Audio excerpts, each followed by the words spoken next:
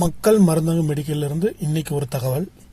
இந்த ஒரு நோயால நம்ம பண்ணைகள் இருக்கக்கூடிய காடைகளை மற்ற காடைகளை கொத்தி இறந்து போக வைக்குது. அது என்ன டிசீஸ், அதுக்கான மெடிசன் என்னன்றதை தெரிஞ்சுக்கணும்னா இந்த வீடியோ ஃபாலோ பண்ணிக்கோங்க. கொரைசா அப்படின்ற டிசீஸ் காமனா காடைகளுக்கும் கோழிகளுக்குமே வரும். காடைகளுக்கு கண்ணுல இருந்து பிளட்டா வர ஆரம்பிக்கும். அது வீக்கா டல்லாகி ஒரு இடத்துல நின்றுடும். மற்ற காடைகளை இப்படி இன்ஃபெக்ட் ஆன காடைகளை கொத்தி இறந்து போக வைக்கும்.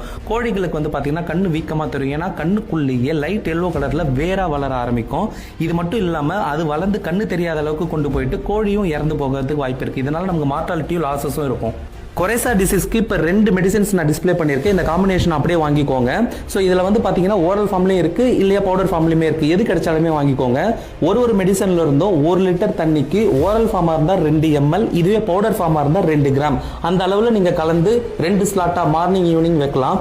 காடைகளை பொறுத்த வரைக்கும் நீங்கள் அப்படி தண்ணியில் கலந்து வச்சுட்டிங்கனாலே போதும். ஆனால் கோழிகளை பொறுத்த வரைக்குமே நீங்கள் இதை தண்ணியில் கலந்து வச்சுட்டா மட்டும் சரியாகாது.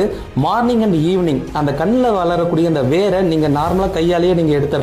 அது மட்டும் இல்லாமல் சுட தண்ணியில் கொஞ்சமாக கல் உப்பு போட்டு கொதிக்க வச்சு சுத்தமான துணி எடுத்து மார்னிங் அண்ட் ஈவினிங் நீங்கள் அதை சுத்தம் பண்ணால் போதும். கண்ணுங்களை மட்டும் சுத்தம் பண்ணி வச்சிட்டிங்கனாலே போதும்.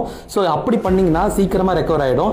சப்போஸ் நீங்கள் அந்த வேரை க்ளீன் பண்ணாமல் வெறும் மெடிசன் மட்டும் வச்சிட்டிங்க அப்படின்னா கோழிகளுக்கு எஃபெக்டிவாக இருக்காது, சரியாகாது. ஸோ அதை க்ளீன் பண்ணாதான் சரியாகும். ஆனால் காடைகளுக்கு அந்த இஷ்யூ கிடையாது. ஜஸ்ட் தண்ணியில் கலந்து வச்சிட்டாலே 2 daysல ரெக்கவர் ஆகிடுது.